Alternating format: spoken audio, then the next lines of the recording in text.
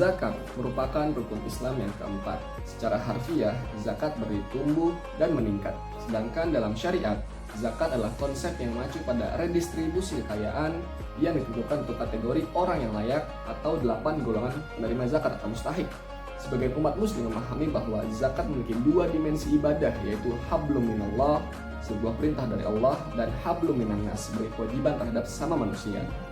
Secara keseluruhan, diharapkan bahwa pembayaran zakat akan memurnikan pendapatan pembayar zakat itu, mendamaikan hati pembayar dan asnaf, memenuhi kebutuhan dasar orang miskin, dan menyelesaikan masalah sosial seperti kemiskinan, pengangguran, hutang, dan distribusi pendapatan yang tidak adil. Oleh karena itu, sistem pengelolaan zakatnya harus benar dan tepat pada sasarannya.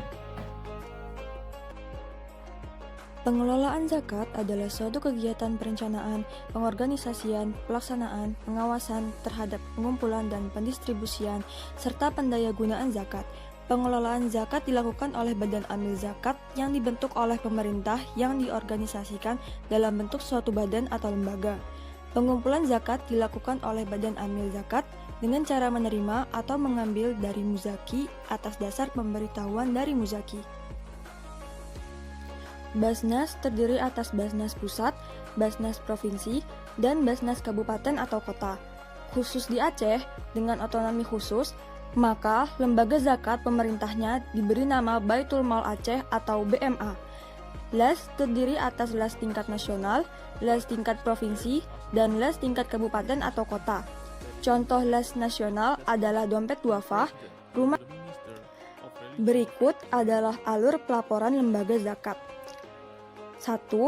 Meningkatkan efektivitas dan efisiensi pelayanan dalam pengelolaan zakat. Dan yang kedua, meningkatkan manfaat zakat untuk mewujudkan kesejahteraan masyarakat dan penanggulangan kemiskinan.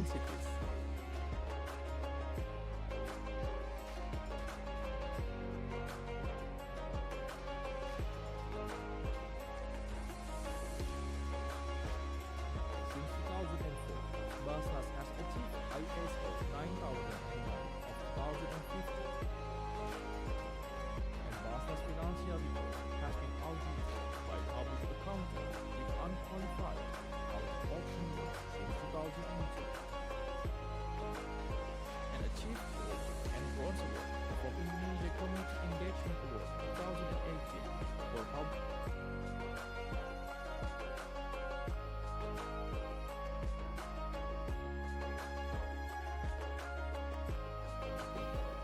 Penghimpunan dan pendayagunaan dana zakat semakin mengalami perkembangan.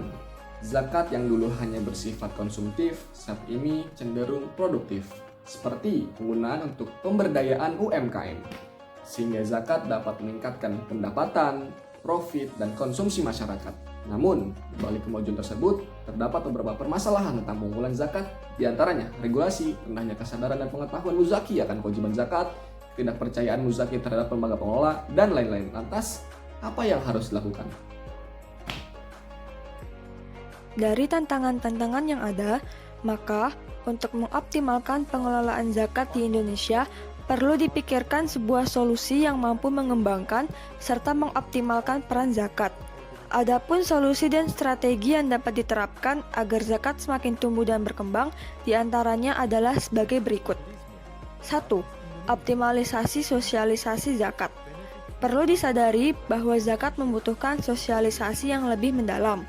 Salah satu bentuk sosialisasi adalah dengan melakukan kampanye sadar zakat secara terus-menerus. Seluruh komponen bangsa diminta untuk turut berpartisipasi dalam kampanye ini dengan memberi contoh membayar zakat. 2. Membangun citra lembaga zakat yang amanah dan profesional. Hal ini sangat penting untuk dilakukan mengingat saat ini telah terjadi krisis kepercayaan antar sesama masyarakat. Pembangunan citra ini merupakan hal yang sangat fundamental.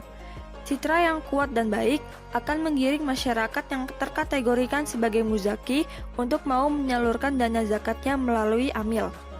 3. Membangun sumber daya manusia yang siap untuk berjuang dalam mengembangkan zakat di Indonesia.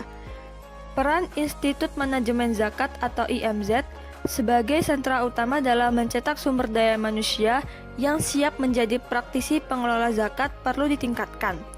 Sumber daya manusia yang akan duduk di lembaga zakat disesuaikan dengan persyaratan yang diajukan para ahli fikih, yaitu seorang muslim yang mempunyai kapabilitas dalam bertugas dan mengetahui perannya dalam lembaga tersebut serta dapat dipercaya.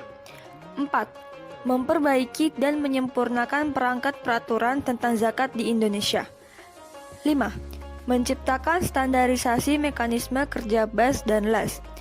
Adanya standarisasi mekanisme kerja ini merupakan suatu upaya atau parameter untuk mengetahui kinerja kedua lembaga tersebut, atau LAS dan BAS. Standarisasi tersebut dimaksudkan sebagai indikator transparansi dan akuntabilitas institusi zakat. 6.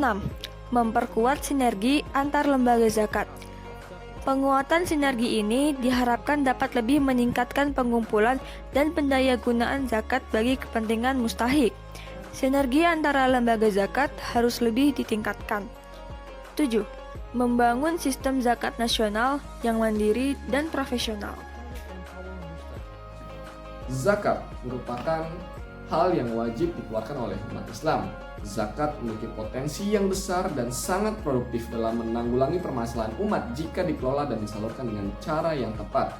Namun dalam implementasinya, pengelolaan zakat dihadapkan pada sejumlah tantangan.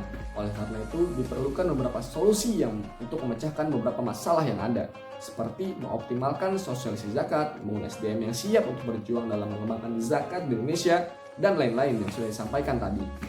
Kita harus tetap optimis karena insya Allah setiap syariat Islam adalah baik untuk kita jalani, dan sebagai orang yang beriman, kita harus meyakininya dengan sepenuh hati.